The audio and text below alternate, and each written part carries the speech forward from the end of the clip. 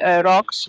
We don't have so many earthquakes here because when we go to Santorini, we'll discuss about that. As Santorini is an active volcano, and where the Aegean is, it's actually where the two tectonic plates of Africa and Europe meet.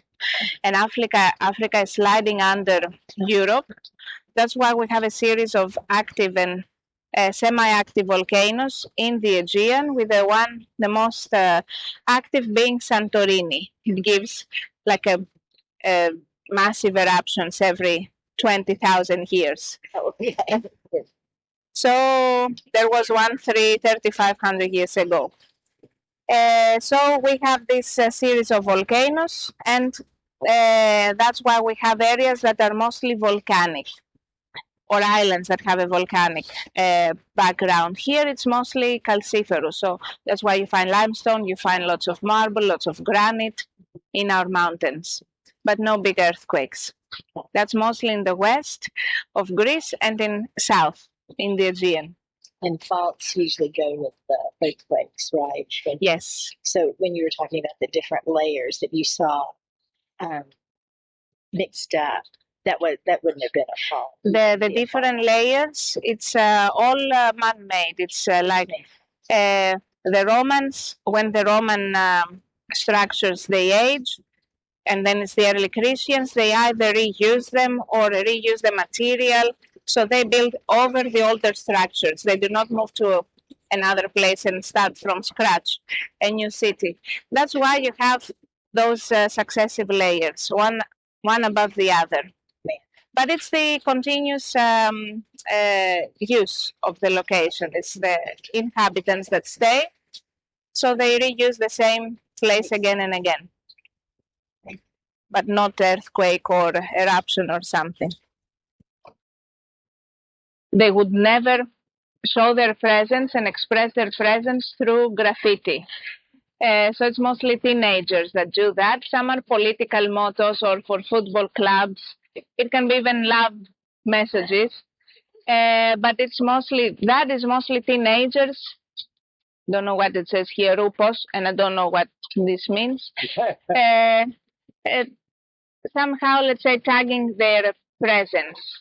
But it became more intense during the decade of the financial crisis, when there was all that political and social anxiety and indignation.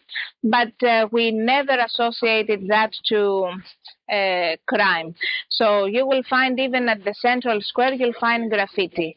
Even in upscale areas, you will find tagging and graffiti. So it doesn't mean that is, let's say, a marginal area, because that's not the case. It's a typical residential neighborhood of Thessaloniki. Graffiti is here, but it means nothing further than that. Again, for the hip hop and rap music, we don't have East Coast, West Coast rivalry and all the rappers killing each other. Those things, we don't have. They respect the room. The graffiti. We never had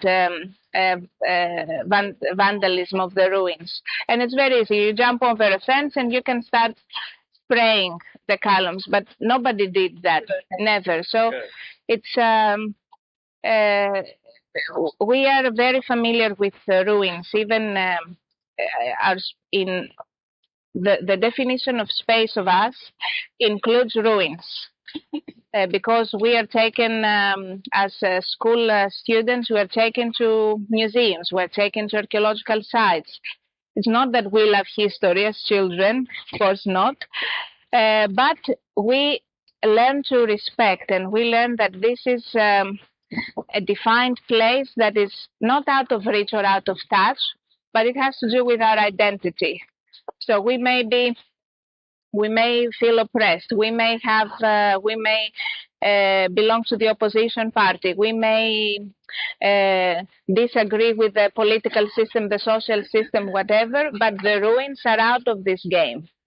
This is what the Greeks believe. So you will find this tagging and graffiti everywhere, at any place. But it doesn't mean what it may mean in Bronx, in New York City, in other cities of the U.S. So marginal activities, illegal activities, marginal areas, nothing like that. And lately, the big cities, they have been promoting the mural art. So we have many artists, foreigners and Greeks, who are given walls, big walls on the cities in order to do their art. So these are the big murals. This is very official, very legal, and it's highly appreciated by those that like this type of contemporary art. That's another aspect of graffiti art, but this is just tagging and it means nothing to practically. Onion battles, and they are the Macedonian warriors.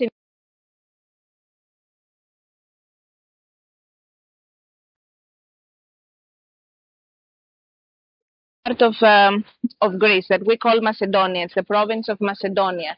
So it's the battle of it's the war of Macedonia that didn't end to. I wouldn't say that we failed, but it didn't lead to any actual result. And then in 1912, we had the Balkan Wars. So on one side you have the Serbians, Bulgarians, and Greeks against the Turks of the Ottoman Empire. And again, it's the demand was to liberate territories and annex them to the already existing countries. We will talk about those wars, but the busts that you see here are generals of those two series of wars. 1906, 1908, the War of Macedonia, and primarily 1911, 1912, the Balkan Wars. That's also a church, another important monument of the city. Let me tell you that the city has the group of early Christian and Byzantine churches, as well as its fortification wall, inscribed in the World Heritage UNESCO list. So Thessaloniki is present in that list, not with a single monument, but with a group of those early Christian and Byzantine monuments. So one of those is this church called Achiropeitos. Achiropeitos, that means the one that wasn't created by human hands. Single word, and you see that the translation is quite complex. It's a 7th century AD building, an early Christian church, that is to say. That's why you see all those robust dimensions. You see that inclined roof.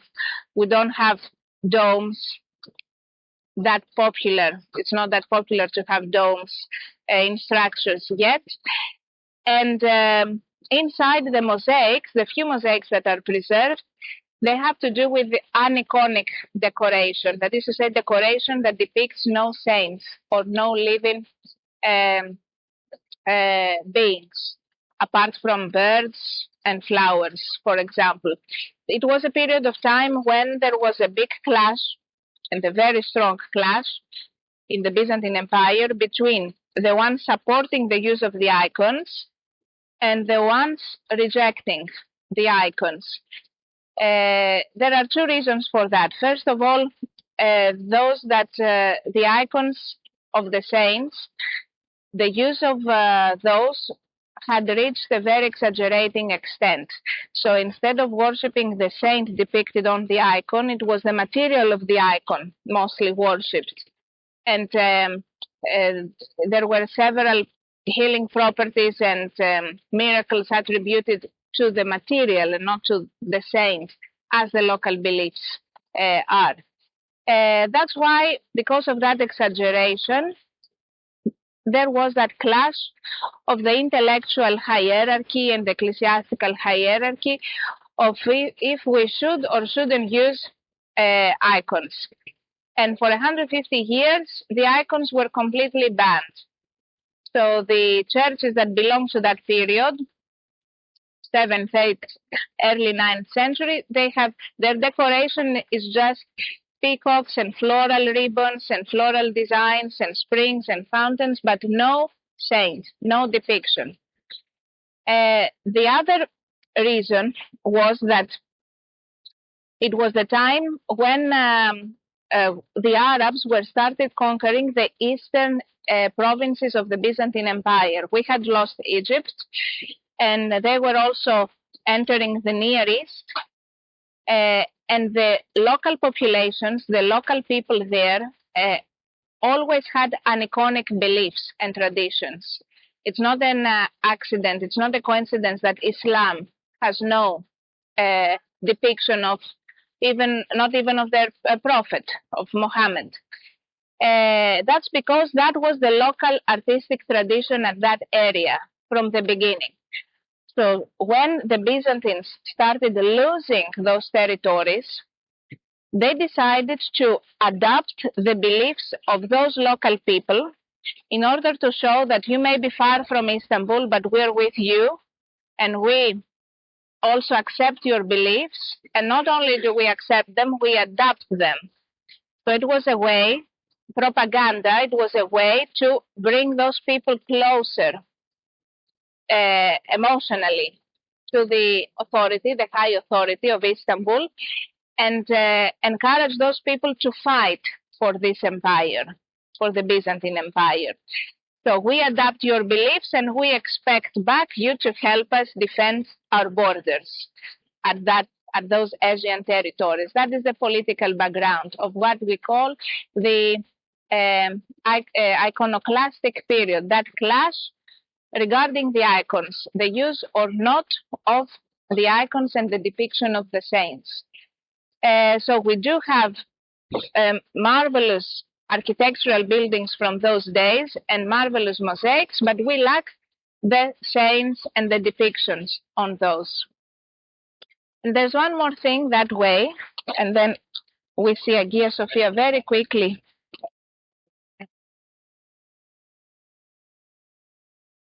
I know that issue with the second command.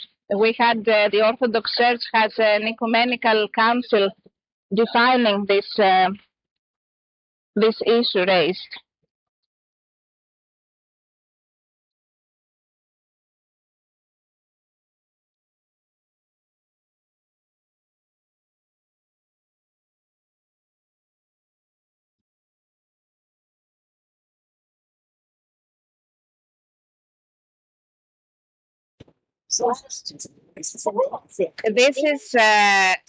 This is what you are actually walking on wherever you walk around the city. So it's not just here at this plot of land.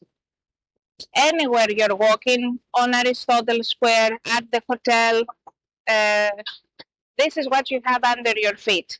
And this is just a portion, because what you see is 6th to 9th century AD.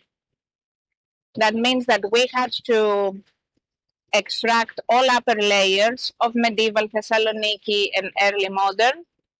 And there are also deeper layers under those that take us back to the Roman days. So that's just one period that you see. It's not all that exists. And Tearing things up with uncovered, or is this like a safe? This is those were uncovered because we started excavating for the metro, the subway. It opened last winter, so it is one of the newest in Europe. It's just a single line that runs under the Ignatian Way from east to west. And it delayed a lot because at every meter we found those antiquities. And there has been issues. If it's just a wall, if it's just a tomb, something simple and very common. Okay, we register it, we take photo, we seal it again, and we can continue. But this is the city center of Roman, early Christian, Byzantine, Ottoman Thessaloniki. It's not random monuments. So here it's a sample. At every metro station, this is a metro station. If you go to the public area, not the one where you need a ticket, and access to the platforms. There are also antiquities to be seen in the station. So some of the metro stations are museums as well. You can see the exhibition on the spot. And we have uncovered that as an example out in open air of what lies under your feet constantly, not just here.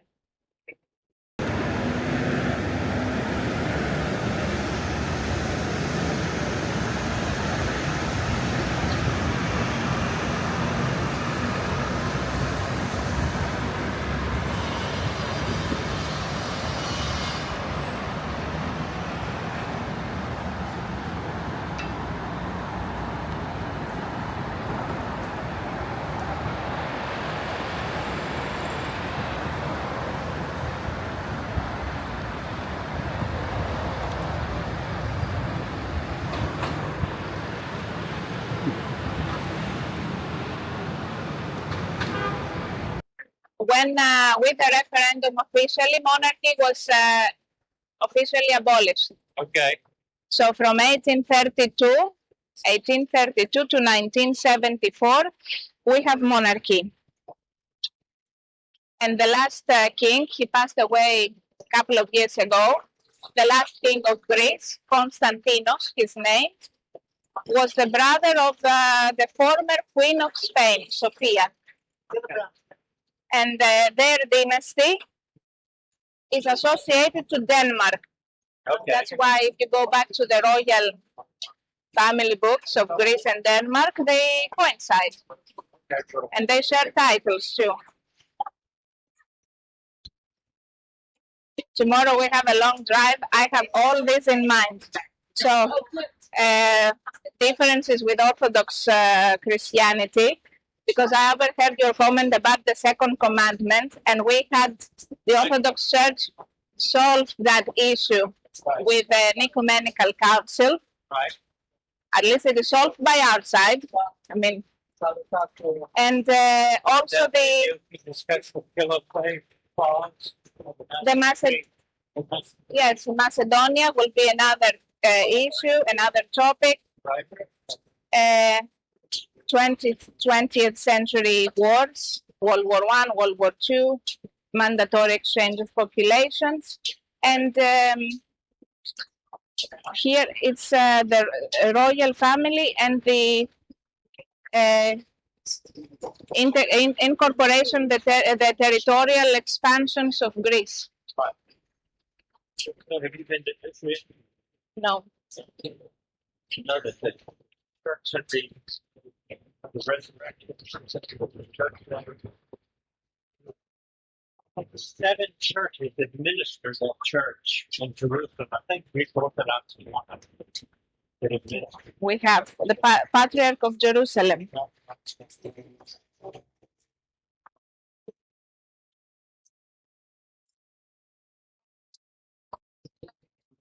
So I'm a Break. So I will give you the time as soon as we finish, and I will give you the many options around. Keep in mind, this is Hagia Sophia Square. If you walk straight that way, after 2 or 3 blocks, we're arriving at Aristotle Square. And you see, looking at the buildings around you, that we have some very contemporary blocks of flats, but here and there some more monuments that are residences, like the Red Building or the Neoclassical Building right across the opposite side. That reminds us of what Thessaloniki was back in the 1910s, 1920s, a more eclectic style. Let's go down to see the church. Restriction, hats off. And men, not women. both. Τι κάνεις? So Hagia Sophia, one of the biggest churches here in Thessaloniki, it is a 7th century AD structure lying over the plan and the ruins of a former 5th century basilica.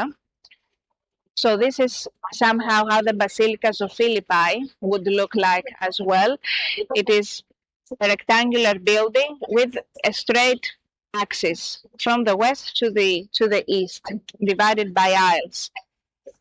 This monument was one of the predominant churches during the Byzantine Thessaloniki, the medieval days. In the 1350s, it became a mosque. As soon as the Ottomans were here, it became a mosque.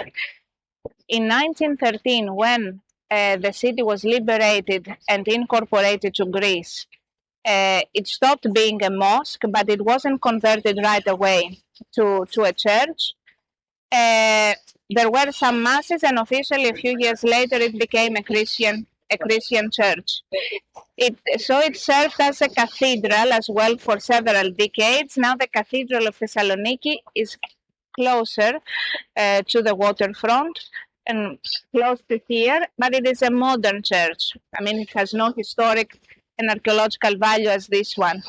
Let's enter to see the mosaics. Yes, both, please.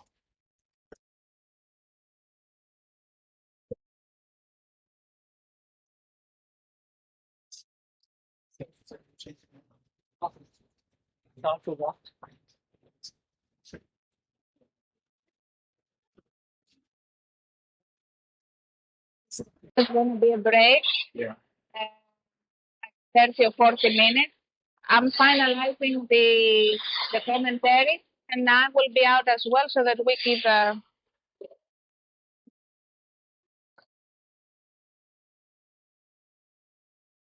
range.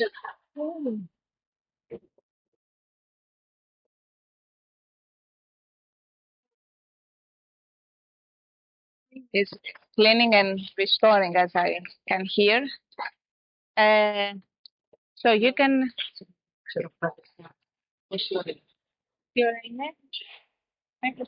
Και τέταρτο. Και τώρα πάνω στο φίλι. Ναι. Και μία πένα ότι εδώ είναι το μήνυμα. Just a very quick look here.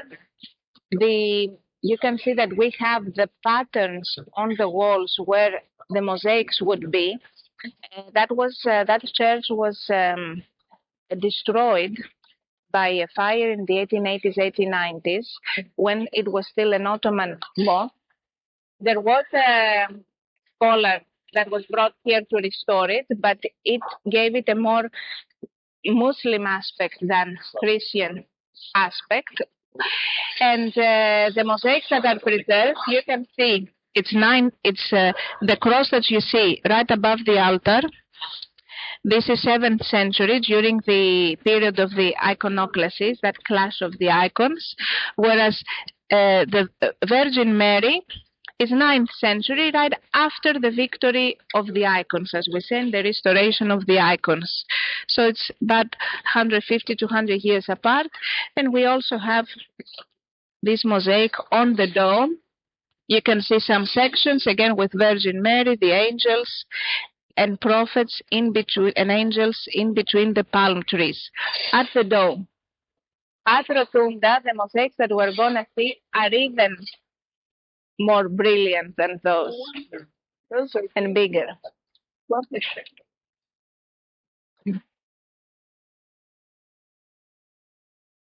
So whenever, although it is not the cathedral, whenever there is a big service from the local church, like a funeral of a politician or of an important person, or the big services of Easter or Christmas time, then those will take place here and not at the cathedral, although officially it is not the cathedral of the city. But all the important ceremonies will be here.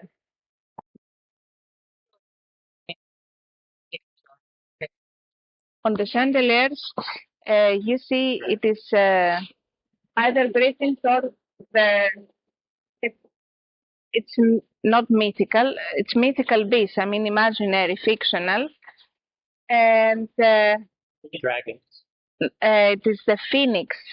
The phoenix, that is that bird that resurrects from its ashes. So it is a common symbol used. And then we have the double-headed eagle that double-headed eagle that also appears on the yellow flag that you see on all churches. It's one body of an eagle with two heads. And that was probably the coat of arms of the last family of emperors of the Byzantine Empire. And the two heads show we believe they represent the secular and the religious power, the emperor and the patriarch of the Byzantine Empire. Does it have an organ? Does it have an organ? The churches, the Orthodox churches do not have organ, and generally we do not sing and we do not use musical instruments. So when praying, it is chanting, not singing, for the Greek Orthodox Church. Alongside with other men who are civilians and come and accompany with their voices, but it's chanting. Do they do a homily? So, the priest comes out of the royal gate where you see the red curtains. On the two sides where you see the wooden thrones, this is where the men are sitting. The big wooden throne that you see by the right side, it's for Christ, so it stays always empty, of course, because he is there. And let me see. And there is a podium by the left side. Yeah. You cannot find it that frequently in contemporary churches. This is where the priest will stand up and give the preaching of the day. But the chanting and the hymns and psalms, they will all be chanted at the royal gate.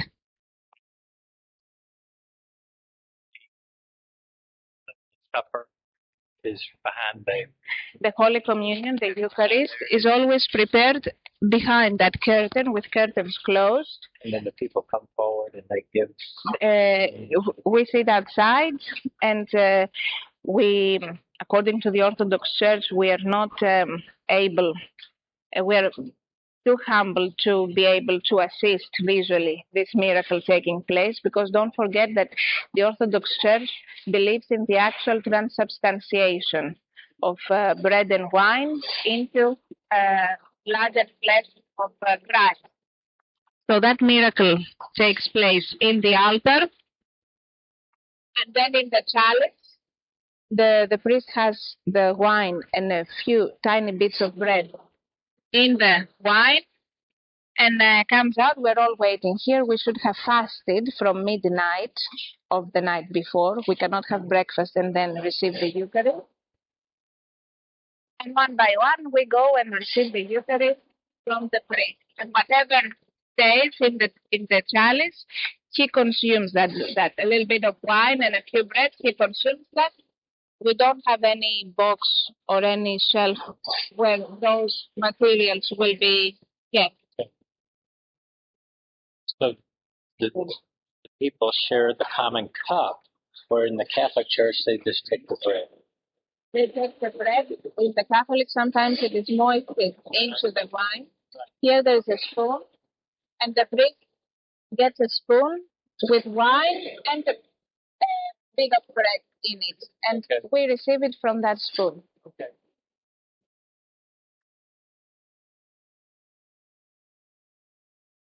Don't forget that tomorrow we're visiting the monastery, so all those practical differences and symbolic differences and theological aspects will be discussed. Where? Drum sack. Drum sack. That's for taking a picture there. Okay. So we are meeting outside then. For the head, the coat of arms of the last family of emperors, Paleologos family, the one that lost Constantinople to the Turks, the Ottomans. And there has been two theories. The two heads is either the east and the west of the empire, or it is the secular and the religious power. This is what we most believe, that's the most probable scenario, that it's the patriarch and the emperor, the two powers that define the Byzantine Empire. So although this entity doesn't exist anymore officially, of course, course not. We still keep this flag at any Orthodox church as a gesture of respect towards that medieval history of the Greeks. But as a flag, it doesn't symbolize anything official. There's no Byzantine Empire.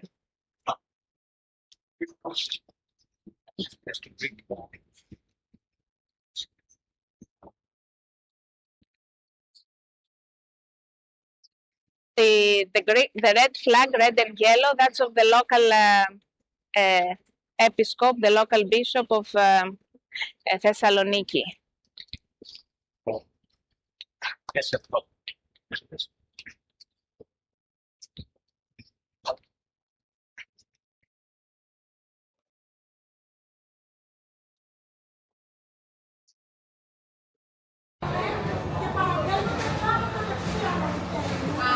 If you do not want to have something to go, you can go upstairs. They are serving us. Oh, they serve us. You can go upstairs, sit, and then get the order at the table. Unless you want to have something to go, take away. I like a sit-down table. Okay.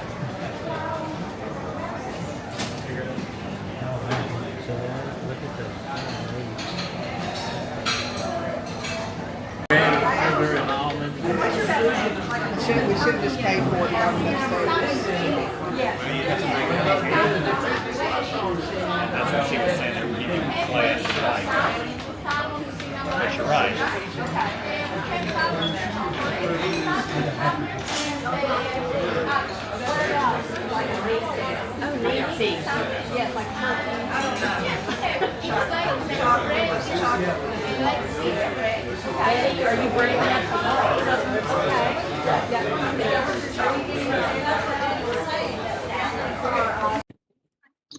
Yes?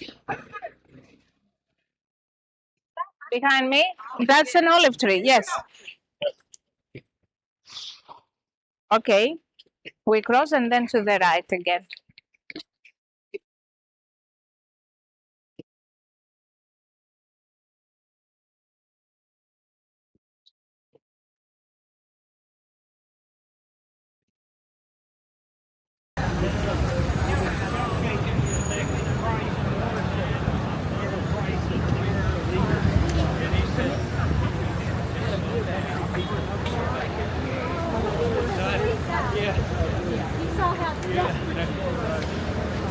Buddy has a good organic story.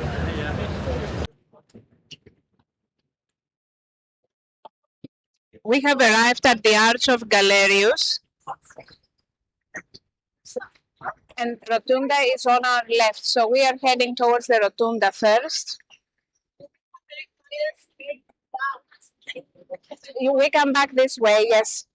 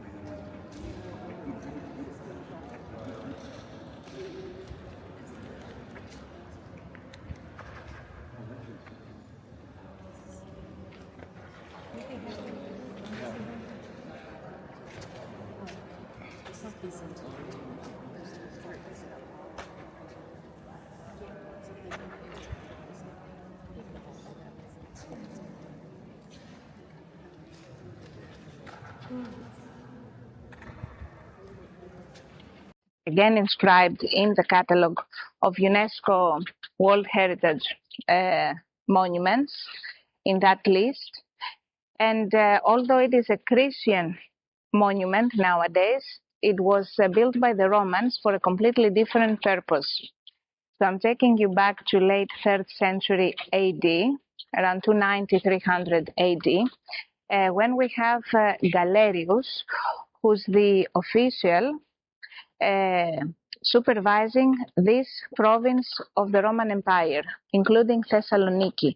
The Roman Empire was that big back then that it was divided in 4 big provinces, in 4 big areas, and each one had an official who was in the hierarchy, was a little bit, let's say, less significant than the emperor himself. So we have Galerius here, who launches a big project of infrastructure. He decides to build a palatial complex. So starting from here and all the way down to the waterfront, that opening that you see in between the blocks of flats, along that way we find several ruins that had to do with the palace. That's why we call it the Palace and the Arch of Galerius, for example, outside. So it was a palatial complex starting from here, and that round building was used for imperial cult. You know, the emperors were deified in the Roman Empire. They were, so that's why we have the worship of certain emperors, as Alexander the Great was somehow deified by the foreign nations of the empire, not by the Greeks. And that was used as a temple of that imperial royal cult. This is the most probable scenario, because we have one more theory saying that that was meant to be his mausoleum, his tomb. However, when he died, he was not in Thessalonica. He wasn't even buried here around 310 AD. He was buried in his home place, homeland, which is in Serbia, in Central Balkans. So that was left empty, practically. And Theodosius, a few decades later, Theodosius is a very important emperor for the evolution of Christianity globally, because here in Thessalonica, in 380 AD, he declares that the only official religion will be Christianity from that point onwards. So you have 2 important dates in 4th century AD. You have 313 and the Treaty of Milan, where with the flexibility and the tolerance of religions, anybody can practice their religion freely. And 380, you have Theodosius here in Thessalonica defining that Christianity will only be acceptable. So the mosaics and the embellishment of that building was done during Theodosius, that is to say, late 4th and 5th century AD. If you study several scholars, you get many different dates. That's the most recent theory that I tell you, that it's late 4th and 5th century AD. So first of all, we're talking about a colossal building. The diameter in here where we are, so from side to side, not to the back of the niches, but to that step, is 24 meters. And the diameter, the outer diameter, including the niches and the altar that was added later, it goes up to 54, 55 meters. And we have walls that can be up to 6 meters thick. So it's a colossal building. And you have those niches. They do not serve as separate chapels or shrines. We do not have that in the Orthodox churches, as in the Catholic cathedrals that you may be familiar with if you visit other European countries.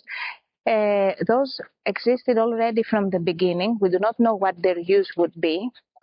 when that monument would be dedicated to imperial cult and worship of the emperors. We know that from time to time, as the building was transformed to a church, to a mosque, and restorations took place, they were either sealed or left open. And let's focus on the mosaics, because this is the most important element. First of all, you see that the dome is enormous. It's almost 30 meters high, the height of that building, a little bit less than 30 meters. You can see where the mosaics are preserved. You can see the beads, but we have the luck to know what the design would be, because when they applied the layers of plaster, they had to draw the design, sketch the design on the plaster, on the moist plaster. Later on, that would be pigmented if necessary, and then you would add the little bits of the stones or gold or silver for the mosaic. So at the very top, we know that there used to be Jesus Christ, because we can see that he's the one sketched. It's like a pencil sketch, as you can see. This is original. So we haven't added that sketch later on. And it would be Jesus Christ with his tunic lifted up as being blown by the wind.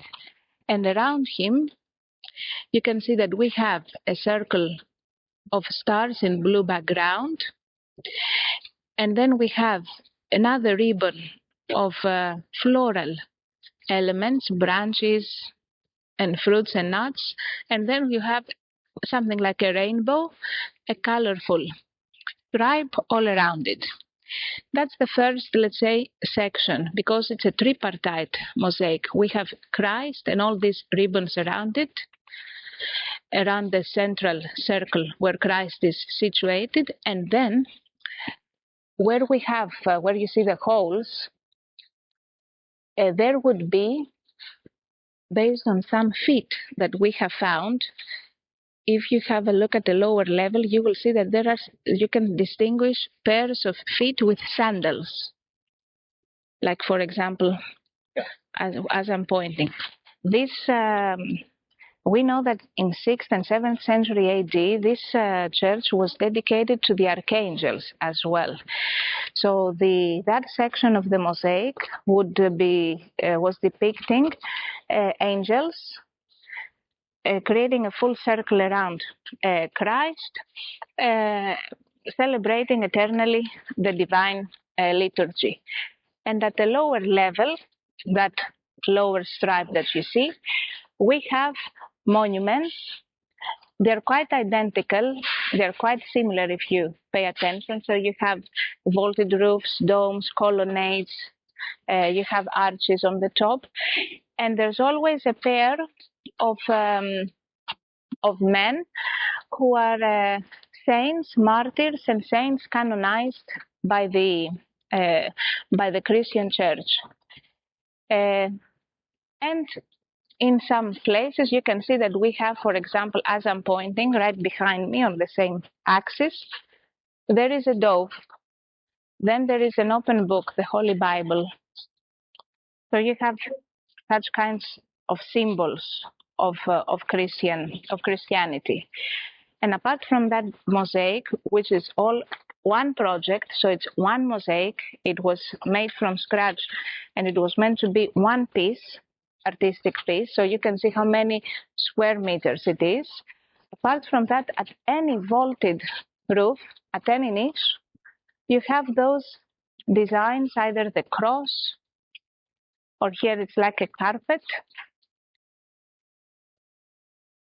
with squares and circles, and into the squares you can see floral motifs, you can see peacocks, you can see doves, you can see fountains and springs.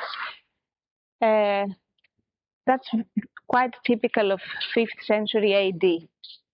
Now the gold and the silver is indeed gold and silver, so you get the bit of stone and you apply a thin leaf of silver or a thin leaf of gold, and this is how you get the shade. So it's not something that looks like silver. It is indeed silver, and sparkles because it is silver. So we know, for example, I'm taking you back to Christ. You can see that we have part of the halo. If you look at the very top, you can see that some fingers, part of a hand, and you have part of a halo and the background. And there are some tiny bits sparkling. We know that there were silver pieces around Christ in order to sparkle as the divine light.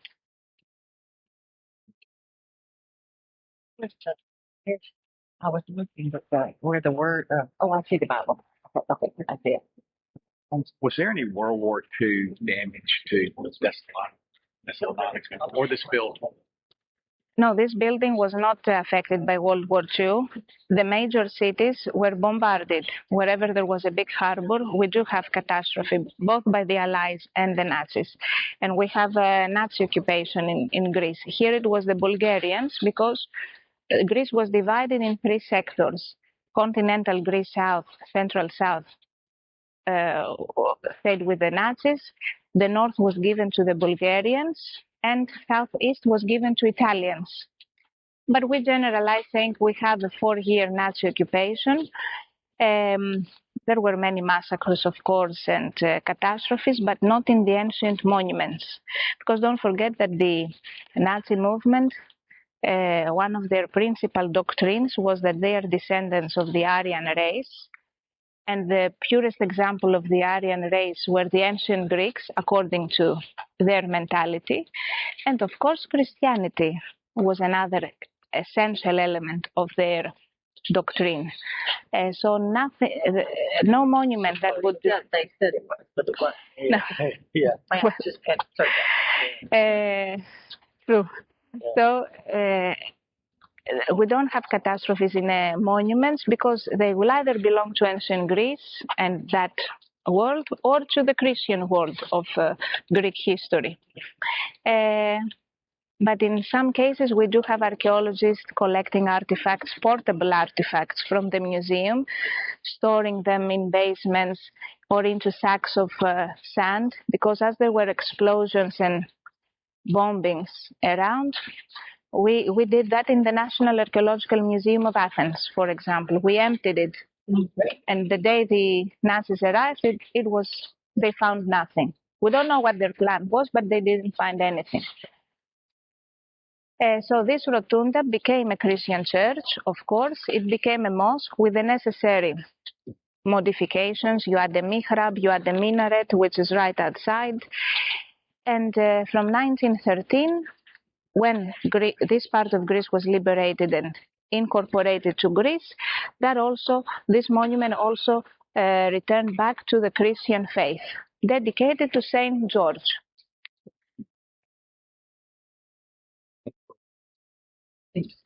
Excuse me?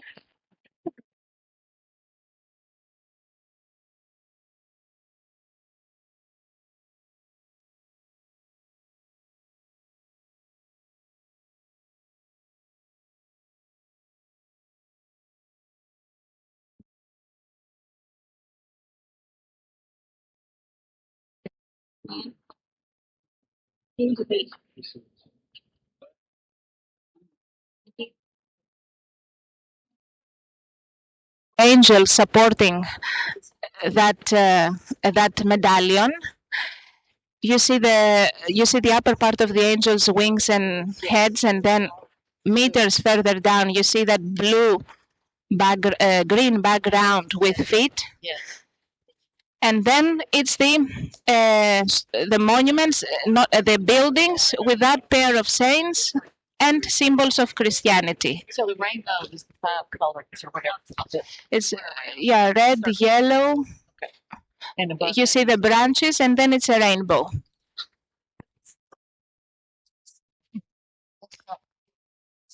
So we are ready to go. Where are we going? Please. So you got Christ. What's the blue ring? The blue renderings, drawings. And till you hit the water. That was one palatial complex. It was all Oh, really? one infrastructure. Oh, my goodness. So this was all part of So the Arch of Galerius, you can hear me, right? The Arch of Galerius was one of 8 arches that stood right over Egnatian Way. So there was an intersection. On one side, the horizontal part, you had the Egnatian Way, the central street of the Roman city, and now, as we are walking straight, that would be the processional colonnade. Wow. And right above the Egnatian Way, there would be that 8-side structure. One of the arches that are preserved is the Arch of Galerius, and the reliefs that you will see are is a tribute to his victories over the Persians and other Asian tribes, 297-300 AD approximately.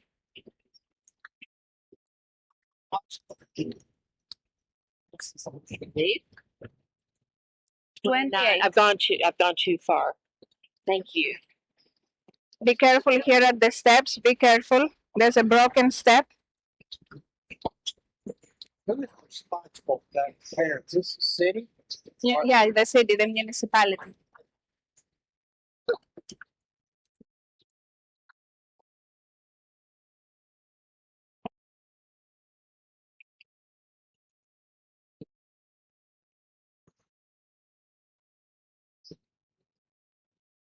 So all the reliefs that you see, as you see, it's horse riders, horsemen, and military episodes. It's all a victorious and glorifying expression and memory of those victorious battles.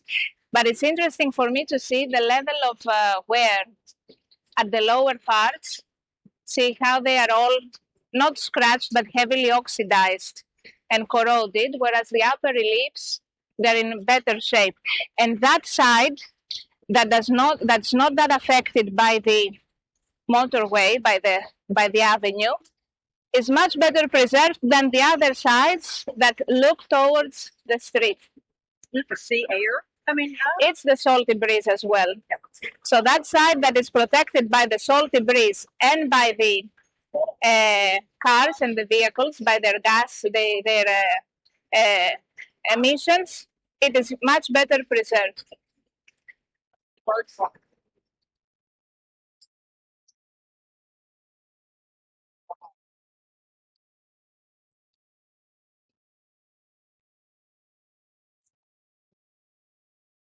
So as you can see by your right-hand side, these are the ruins of that processional way. We're talking about 300 AD, late 3rd, early 4th century AD.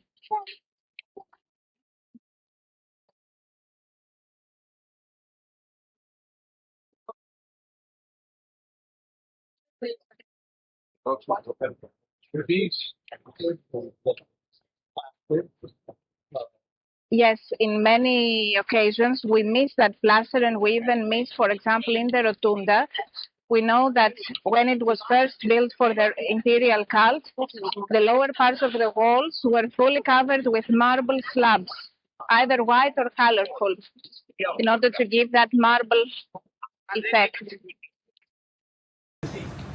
The black guy went to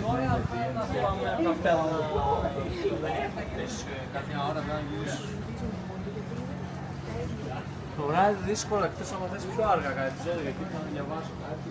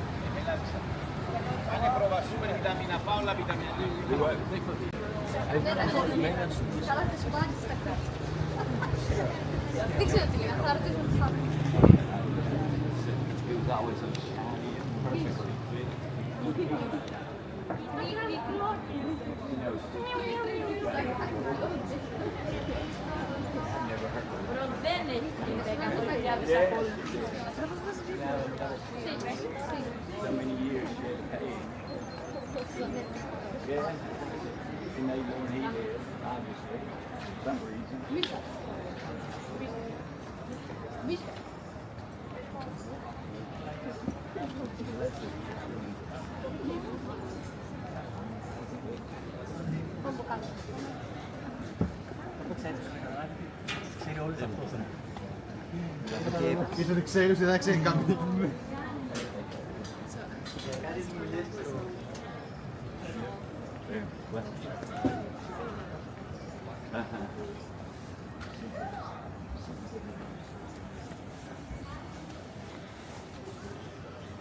Oh, Mandala, the Mandala.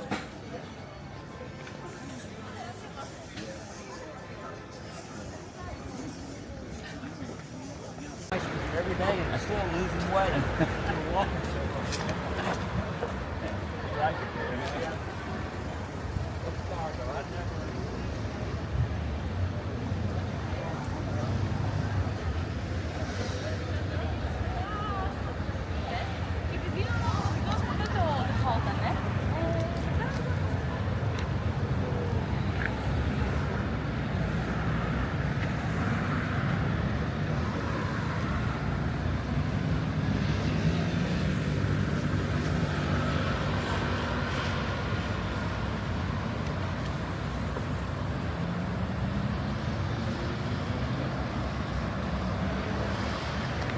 Actually, that big disc that you see is rotating. It's a cafe, and it rotates very, very slowly, giving you a panorama of the city. And that area is is an exhibition area used during the International Fair of Thessaloniki every September, every early September. And it is also a big political event as well. It's when the Prime Minister will give all announcements for the following years and the bills to expect. So it's the telecommunications tower of Thessalonica. Also, where you see this building with a pink marble, right, and the big Greek flag, that's the Institution of Macedonian Studies, an educational institution. To the left, where you see that banner, which is white and black with black stripes, this is the military club of, the high-ranking officials of the Greek army or the navy. They have their club, let's say. It's like a lobby where it's a refectory. They can go dine with their families or they can meet. They have libraries. So this is for those veterans of the Greek army and the retired officials. And here is the White Tower. So the White Tower takes us back to 15th century AD. And it was part of a fortification wall, so it didn't stand on its own. Now we have a very false and fooling impression of how the White Tower was. So where you stand, there would be a wall going all the way up to the upper town, the upper part of Thessalonica, to the Acropolis, where the keep is. We call it Yedikule, 7 towers. It was a keep, a fort of 7 bastions. So we have a wall starting from there. The sections of that wall still remain. 4th century AD Constantine the Great. And that wall ended up here. And then there was a sea wall starting towards that direction. So where you now stand, you would have your feet into the water. That whole area, that platform is all an expansion, a man-made expansion. So right on that joint of the wall coming from the upper level and the sea wall, the Ottomans, as soon as they conquered the city, they built this fortification tower. And it wasn't white in the beginning. It looked somehow like that without the white plaster that you see here and there. This is where the promising troops of the Ottoman army were trained, the famous Janissars, who were actually young boys from Jewish families, Christian families, Greek families that were abducted at an early stage, at a very young age, and they were taken by the Ottoman army and raised as fearful soldiers. They were the elite of the Ottoman army. So one of their barracks was here. We're talking about 1500, 1600 AD. And later on, that became a prison. So when it's 1820s, 1850s, 1860s, we have prisoners here, the ones that were meant to be executed. That's why a nickname that this monument had was Blood Tower, because of all those executions taking place. But the Ottoman Empire was decreasing by 1860s, 1870s. It was losing territories, and it wanted to acquire a more European and more modern profile. So in its second largest city, which was Thessalonica, the first was Istanbul, there could not be a monument called Blood Tower. It would be like bad advertisement. That's why there was a Jewish prisoner in here who was given the chance to save his life. He would be executed, but he could save his life if he whitewashed the monument. So he did that. That's how it became the White Tower. And he was also let free after that. That was done in the 1870s, late 19th century. So it's the White Tower. And now it's an exhibition center. I wouldn't say it's a museum with a strict, conventional sense of the word. You have a cylinder in the middle. So how is the structure looking like? You have an inner cylinder that goes all the way up to the top. It's 6th floor, and the rooftop is the 7th level. And you have a staircase going all around the cylinder. So the staircase is attached to the outer wall, and that takes you to the terrace on top. And at every level, there are niches opened, and you see the exhibition. It's the history of Thessalonica, important personalities, music, press, literature. It's important aspects of the Thessalonian history with very few artifacts. So it's mostly the view that's really beautiful from the top, and some images and archives that you can see. The access, however, is quite complicated. That's why we will offer it. We will give free time for those that want to. It has 100 steps in it. They are inclined, so the step is not. It's not like that, but it's like that. So it's slightly upwards, and they're a bit shorter but wider. So the access is quite difficult. If you're feeling tired or have, I wouldn't recommend the White Tower. But in any case, let me see what's done at the other side. Yes, I see our group.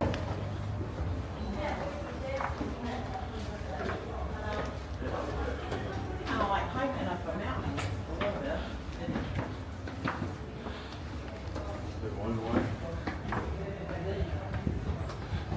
So it's just a level about. Sneak in here just for a second. Yeah. Each letter is a story. I think the audio.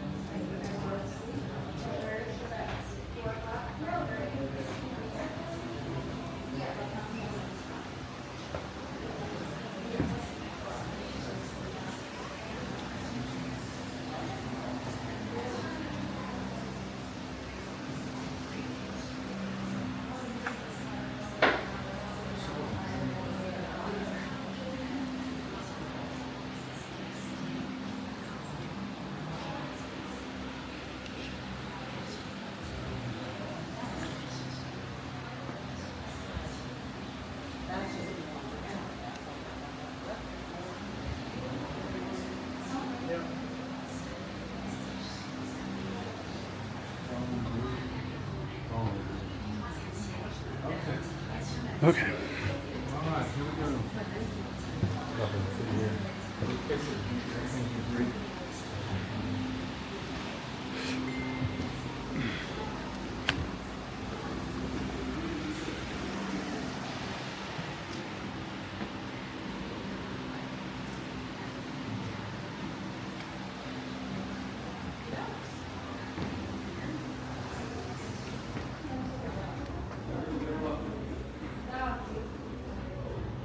So this would be 400.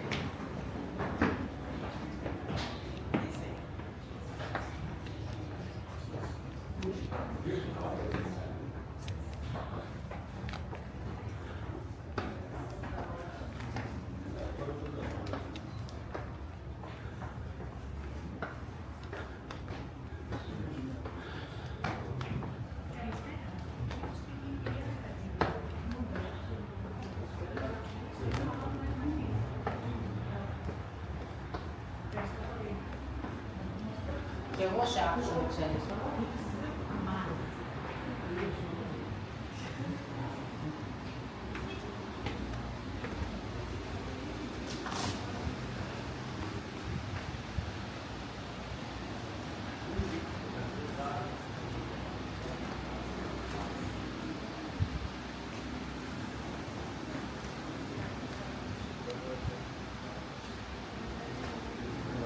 This is the rotunda, I guess.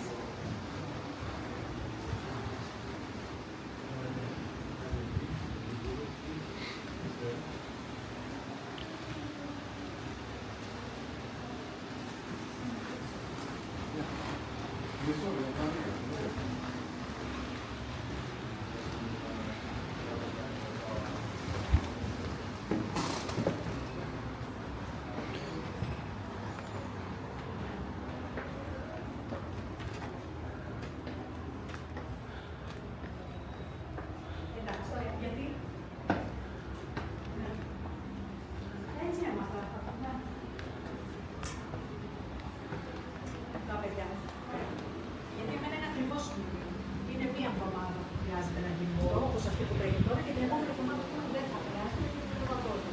Οπότε μπορώ να κάνω το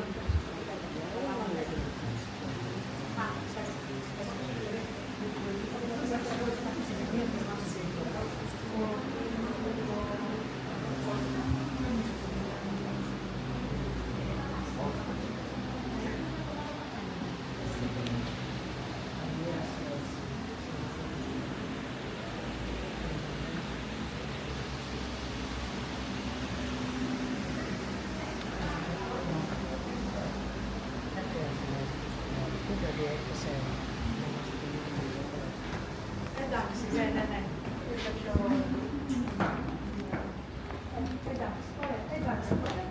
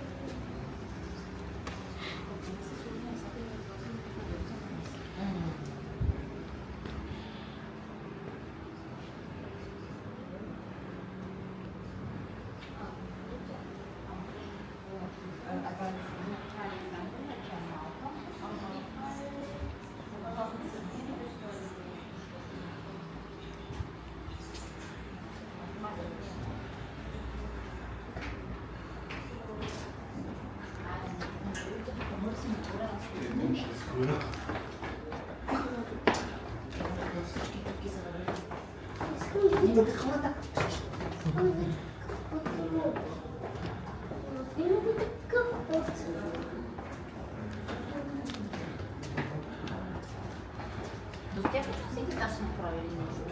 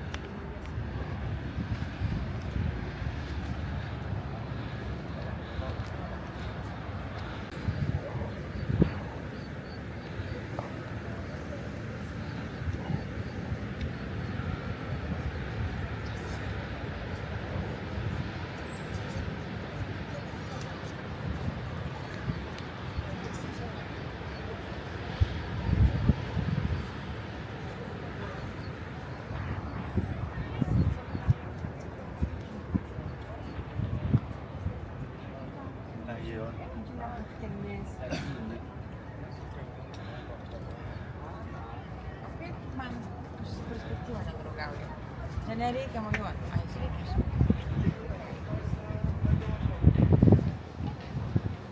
Ó, tem um banheiro lá, ó. Ah, é verdade. Tem, inclusive eu já usei esse banheiro.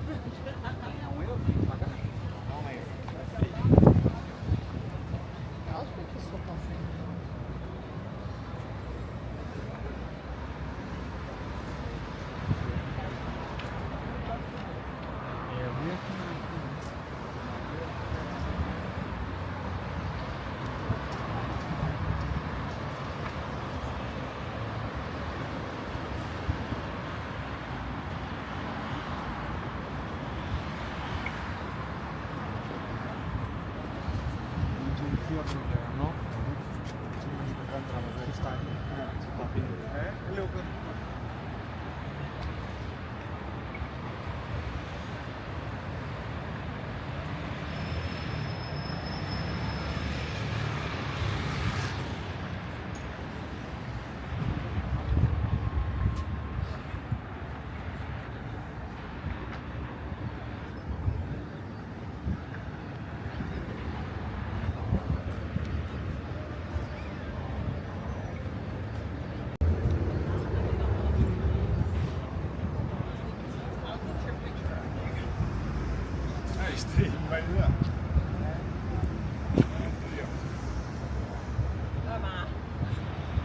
This is not for the people who get a little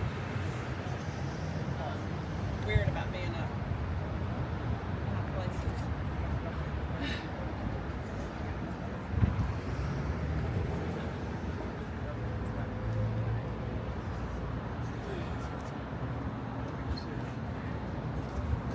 Ja. Nej, kolla det som det känns som någon mer. I think it's the red. See what the red? See what the red, vertical red is? Kind of almost like. That's the hole because you can see all the.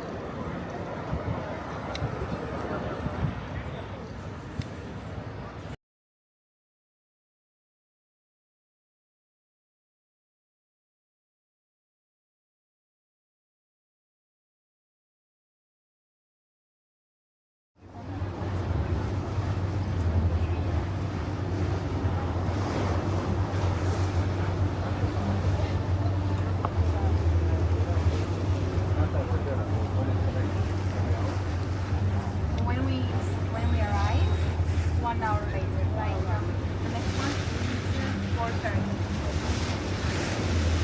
You wanna go with this? Okay, thank you very much. Thank you.